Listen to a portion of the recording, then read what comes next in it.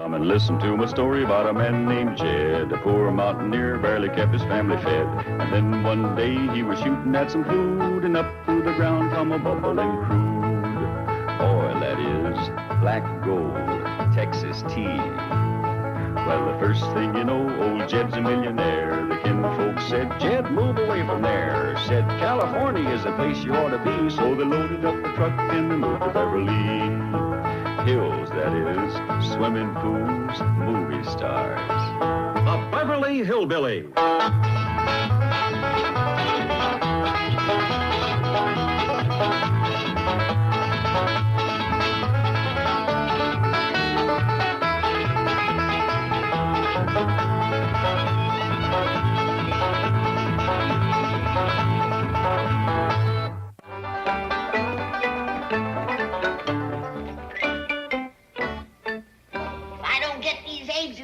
Before Jethro comes down to breakfast, he'll eat 'em raw, shells and all. Hey, looky here, Granny. Somebody done sent us a telegram. Don't open it, Jed. It's bad news. How you know? Telegrams is always bad news. Somebody's passed on. I think we gotta open it. Please don't, Jed. There's been a death in the family. I just know it. Now you're jumping to conclusions. You mark my words. It won't be long until old Duke will commence howling. And you know what that means. Any howling around here will be done when Jethro comes down and finds out his breakfast ain't ready. How can he think about food at a time like this, when there's a death in the family? The telegram don't have to mean that. Now I'm going to open it. I ain't gonna listen. Well, doggies. It's from Llewellyn Aiden in Monroe, Louisiana. Why, that's that little girl that Jethro used to tote her books back home. I thought you wasn't going to listen. Can I help it if I got ears like a hawk? Well, anyway, Llewellyn says she is coming to California. In fact, she's flying in this morning. What for? Well, she says she's finally going to take the big step, and she can't wait to see Jethro. I wonder what she means by the big step. Dogs if I know. Morning, everybody. Where's Riddle? I'll commence fixing breakfast right away. Thank you, Granny. Jethro, you recollect a little girl back home named Llewellyn Aiden? Llewellyn Aiden. Yeah, she moved down to Louisiana about the time we come out here to California. Llewellyn Aiden. You used to tote her books to school. Oh, yeah. I used to call her Cupcake. Cupcake? Sweetest thing I ever put my lips to. Llewellyn was, huh? No, the cupcake she used to tote to school in her lunchbox. Quick as I was done eating my lunch, she'd give me what was left of hers. She liked you, huh? Yeah. I was crazy about her, too. First time I ever really fell in love. With Llewellyn? No, with her cupcakes. They was molasses cupcakes with marshmallow icing. Well, how did you feel about Llewellyn? I liked her fine. Why? Well, in her telegram here, she says she is coming to California this morning. She can't wait to see you. And she is finally going to take the big step. I wonder what she means by that. That's what your granny and me was trying to figure out. You ever proposed to her? You mean marriage? Yeah, did you ever ask her to marry you? Oh, gosh. I remember. I'd give her a ring. Engagement ring? Well, I don't know. We was walking home from school, and I seen this here horseshoe nail lying on the road. So I picked it up with my toes. Showing off, huh? Yeah. Well, anyways, I bent it into a ring, and I slipped it on her finger. Was it by any chance the third finger of her left hand? Yeah, it was. And then I kissed her. You did, huh? Yeah, there was still some icing left on her lips. Now, Jethro, think hard. Try to recollect everything you said to her on the day you put the ring on her finger. Okay, well, let me think. Did you ask her to wait for you? Yep, that's exactly what I said. I said, Llewellyn, you wait for me. You recollect anything else you said? Well, when we got to her house, I said, sweetheart, I says, someday you and me is going to share everything together. Jethro, it looks to me like you was facing a wedding. I am? Yeah, well, figure it out for yourself. You put a ring on her engagement finger. You kissed her.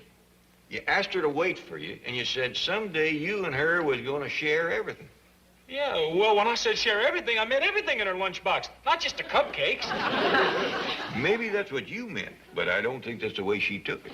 Boy, you is just a handful of rice away from being a married man. Jed, I can't marry no little old hillbilly girl like Llewellyn Aiden. Why not?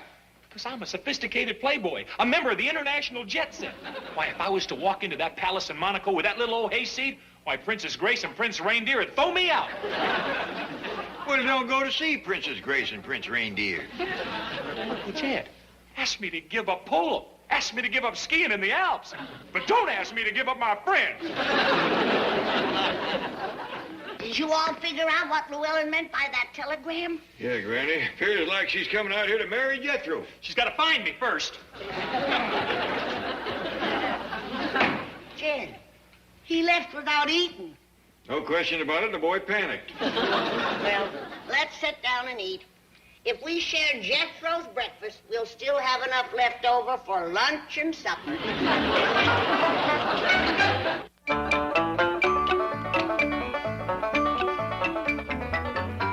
Rusty, please. I'm having enough trouble trying to learn typewriting without you grabbing for the keys.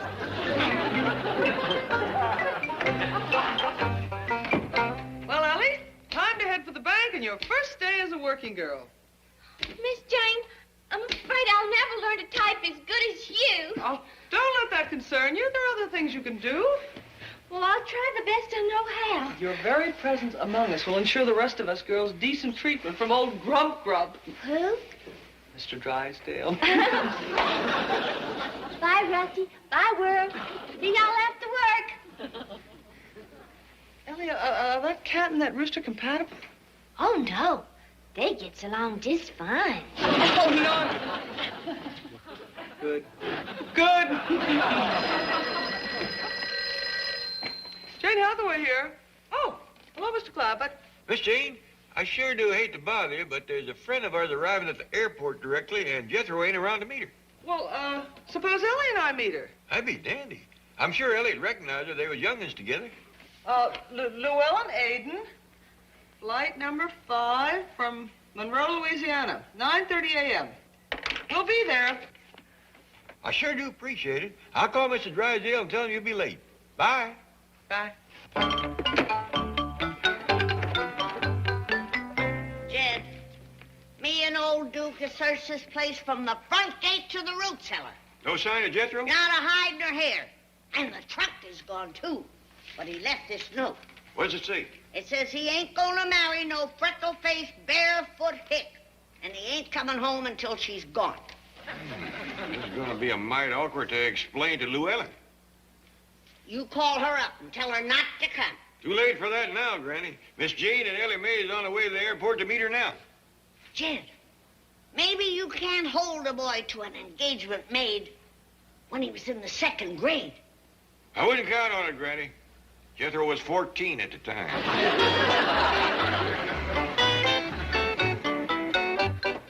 Well, Llewellyn, what do you think of the Clampett home? I declare, it's as big as the Capitol building in Baton Rouge. Yes, it's quite imposing.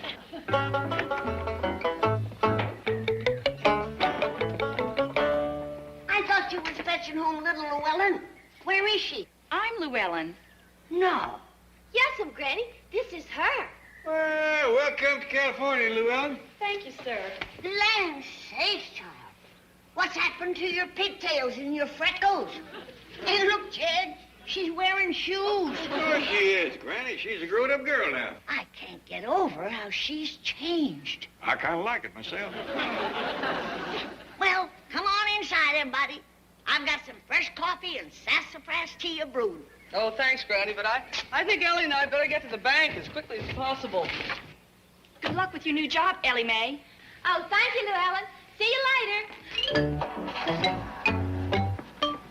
I'll tote your things upstairs, Llewellyn. I really didn't intend to move in on you like this, but Elly insisted you'd want me to. And she was right, honey. She was, for a fact. We're proud to have you. Thank you, Mr. Clampett. Would you like to come out to the kitchen and have a cup of coffee or some tea? Yes, I'd like that. Is Jethro here? No. I was afraid you was going to ask that. You better come over and sit down, honey. I got some bad news for you. Has something happened to Jethro? Oh, no. He's the same as ever. Of course, in a way. I guess that's bad news right there. Well, Ellen, we knows why you come to California.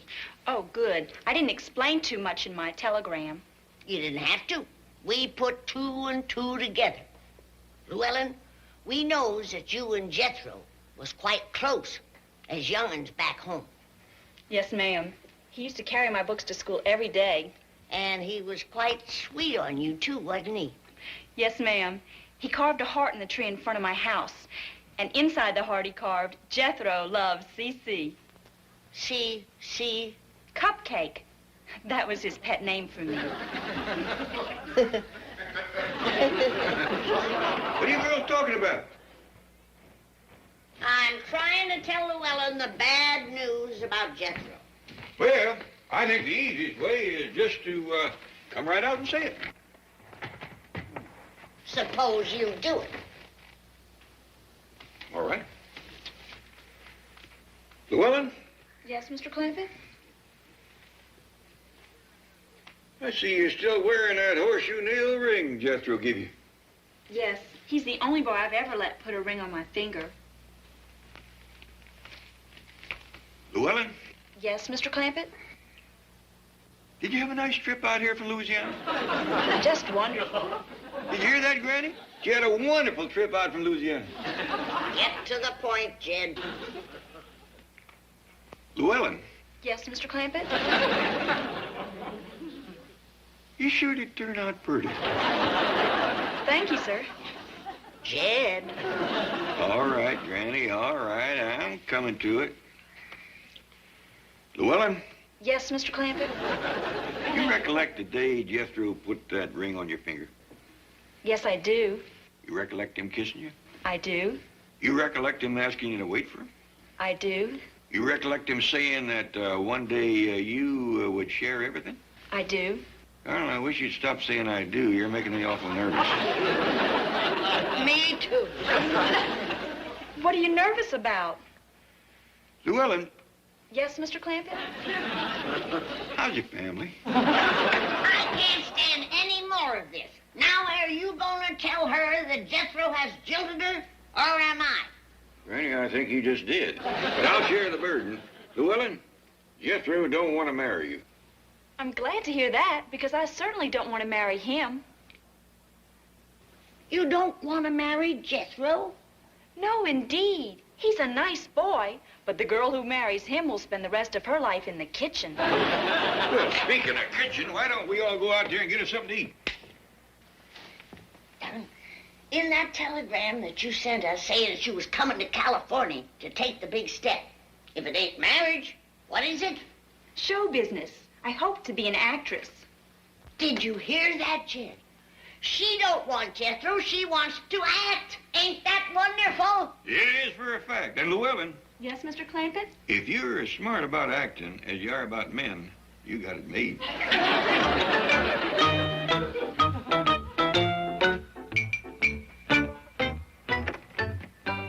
Oh, good morning, Chief. I'm sorry I'm a little late. A little late? You are 1 hour and 30 minutes late. Well, didn't Mr. Clampett call you? So what? Do you think a phone call from Jed Clampett is going to change the rules of this bank? Do you think the mention of his name is going to get you off the hook? Well, if that's the way you think, young lady, you are absolutely right. I adore every member of that Clampett family. They're the most wonderful people in the world. Elly, I didn't see you. Oh, you look so beautiful. What brings you here? Well, I work here now, Mr. Drysdale. This here's my first day. Oh, so it is, so it is. I forgot. Well, welcome aboard. How are things going? Oh, just fine. Oh, wonderful. Now you can take the rest of the day off. Well, I just got here. Have you had breakfast? Oh, no, sir, we didn't have time. Well, come with me and I'll buy you the best breakfast you have ever had. Oh, thank you. Come on, Miss Jane. No, Elly, dear. Miss Hathaway must stay and catch up on her work. Well, I'll stay and help her. Oh, aren't you hungry? Oh, yes, sir, I sure am. So is Miss Jane. Who are you calling? My pa. He won't let us go hungry. He'll fetch us something to eat. Howdy, Pa. This here's Elly. Hello, Mr. Clampett. This is your friendly banker. Oh, I'm so delighted to have your beautiful daughter as an employee. I'm going to celebrate my good luck by taking her and Miss Hathaway to breakfast. Goodbye. Ah, come, lovely ladies. This is on me. Bon appetit. Oh, Elly May, I can't tell you what a joy it is to have you working here. I'll help with the dishes. You'll do no such thing. You're here to get into the show business. And movie stars don't wash dishes. I'm a long way from being a movie star, Granny. Seems to me you're on the way, Llewellyn. You won a beauty contest at that big television station. Yeah. Station KNOE-TV in Monroe, Louisiana. Yeah. That ought to get you in pictures right there. I'm afraid it takes more than that to open the doors to a movie studio. Jed, I'll bet you Mr. Drysdale could help her. He could for a fact. He's a banker, Llewellyn. He does what you call finances a lot of pictures. Oh, I'd love to meet him. Well, no sooner said than done. I'll take you right down there and introduce you. Oh, wonderful. Just let me change my dress and put on a new face. You can change your dress, honey. But if I was you, I'd keep that face. Yeah, you can't beat that. Hello, Jed Clampett speaking. Oh, hello, Jethro. Yeah, Llewellyn's right here. Can I speak to him? Hold on, Llewellyn wants to talk to you. Hi, Jethro. Hello? Hello? He hung up. Well, he probably thinks you're still out here to marry him. Now you two skedaddle on down to the bank. And you bring Elly May and Miss Jane and Mr. Drysdale home for supper. We'll do it, Granny. Good. Who do you think you are, Arnold the pig? How can you eat so much and stay so skinny? Chief, all I had were 2 poached eggs. You didn't poach them. I had to pay for them. Oh, Chief, really? And did you have to order ham? Don't you realize you violated a religious law by eating ham? I am not of that faith. Join it. That stuff's expensive. Hold it, Hathaway. I'm not through with you. What now? Now, you take that dumb hillbilly blonde to the secretarial pool and teach her how to type. But you said that wasn't important. That's what I said to her. To you, I'm saying if she doesn't type by tonight, her salary's coming out of your salary. And one other thing. If this maple syrup stain doesn't come out of this suit, you're going to have to pay the cleaning bill. Well, that wasn't my fault. You flew into a rage when the waitress gave you the check. You could have grabbed it. Well, I wish I had. It would have prevented an ugly scene. Out, out! Miss Jane? Elly May? They must be out on what you call a coffee break. We go in and talk to Mr. Drysdale. Mr. Clampett, do you really think he can get me a job in movies? A girl as sweet and pretty as you, it's a lead pipe cinch. Come on. Mr. Drysdale? He appears to be out, too. You sit down here and make yourself comfortable. I'll go see can I find him.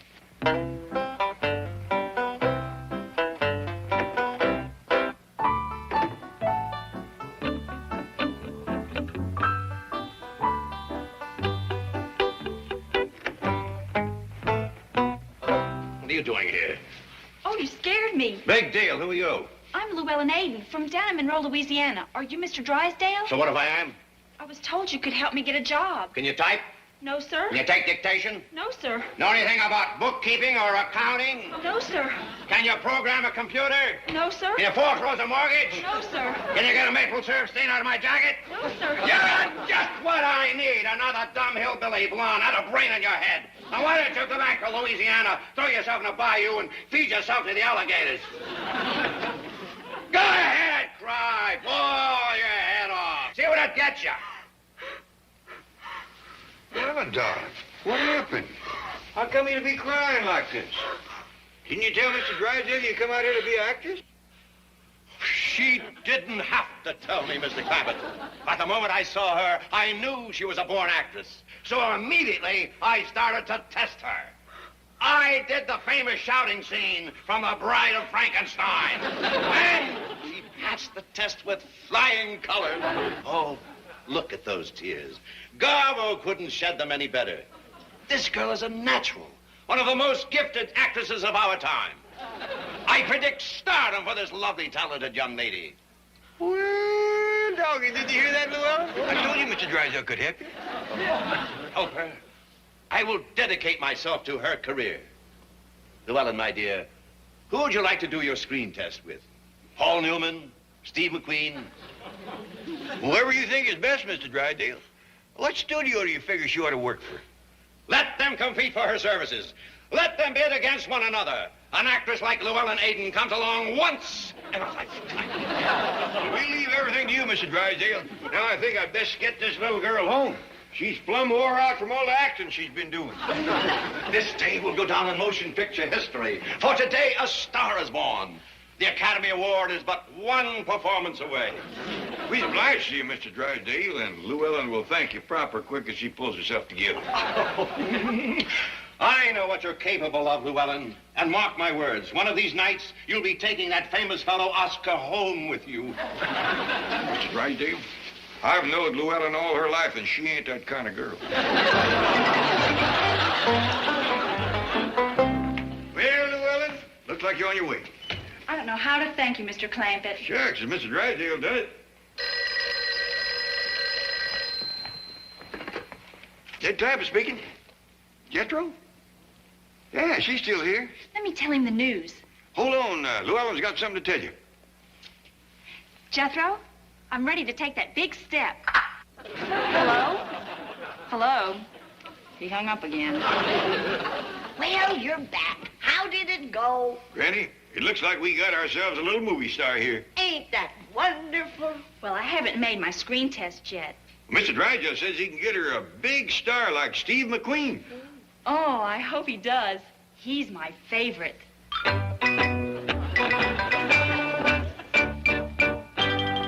You promised her a screen test? Right, we'll film it right here in the office tomorrow morning. Oh, you're joking. Oh, no.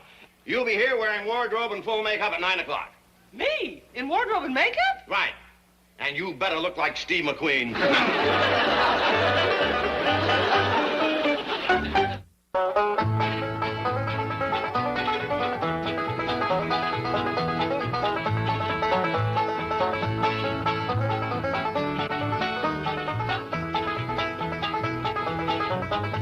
Well, now it's time to say goodbye to Jed and all his kin. They would like to thank you folks for kindly dropping in. You're all invited back next week to this locality to have a heaping helping of their hospitality. Hillbilly, that is. Set a spell. Take your shoes off. Y'all come back now. Here. This has been a Filmways presentation.